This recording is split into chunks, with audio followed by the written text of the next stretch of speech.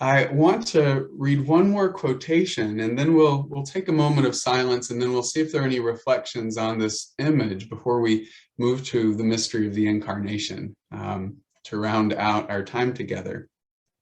But this quotation comes from an Anglican monk, H.A. Williams, who was a monk in the Community of the Resurrection in the United Kingdom, in the UK, one of the Anglican monasteries there. And he's writing about these two phrases, that God is greater than I and God are one. He writes, let's take a moment just to listen with the ear of our heart.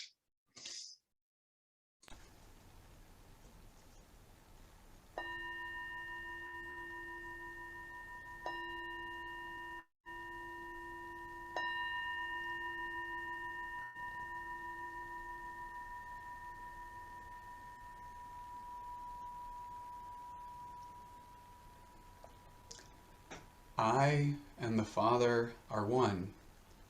The Father is greater than I.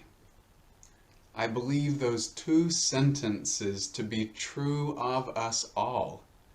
And I believe that to a unique degree, Jesus revealed to us this truth about ourselves.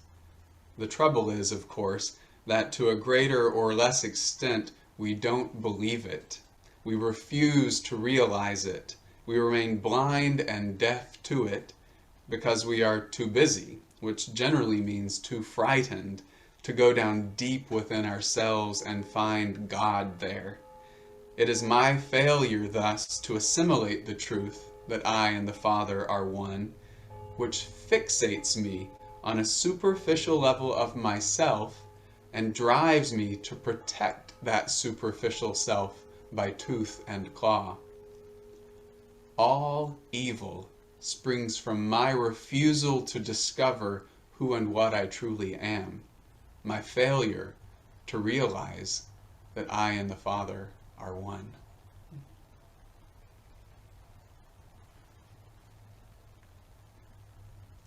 It is my failure to assimilate the truth that I and the Father are one, which fixates me on a superficial level of myself and drives me to protect that superficial self, that ego self, by tooth and claw. All evil springs from my refusal to discover who and what I truly am, my failure to realize that I and the Father are one.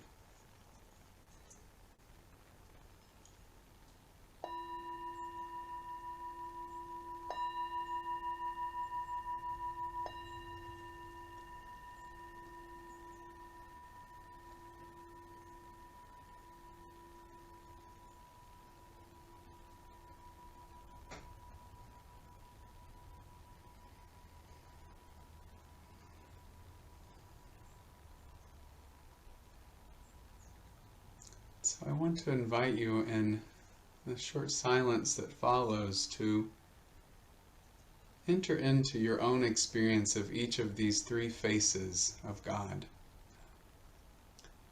The word in Greek that we translate as the three persons of God, hypostases, comes from the same Greek word for mask, the mask that an actor in a Greek drama would wear. And so we can understand these three persons of God as the three eternal faces, the three eternal facets of the holy mystery as it meets us and unfolds in and through us in the world. And so take a moment to lean into your own sense of God beyond us, of that transcendent mystery that opens you to awe, that cultivates humility and wonder, perhaps felt standing beneath the night sky filled with stars.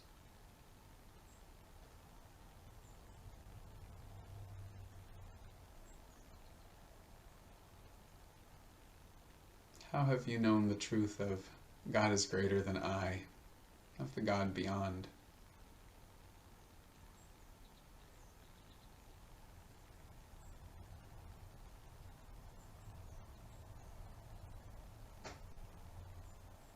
And then lean in yourself into the experience of God among us, God incarnate, God in the lines and wrinkles of a beloved human face.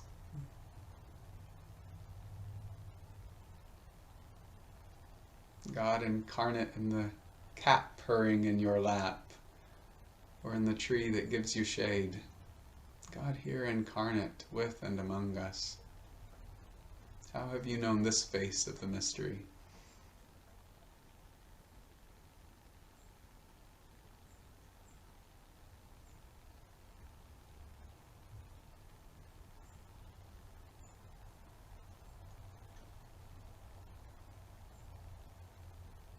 And then finally, the experience of God within us as us. God is our own deepest self. As the fire shut up in our bones, as the life animating our life, as the heart of our heart. How have you known God as God within you?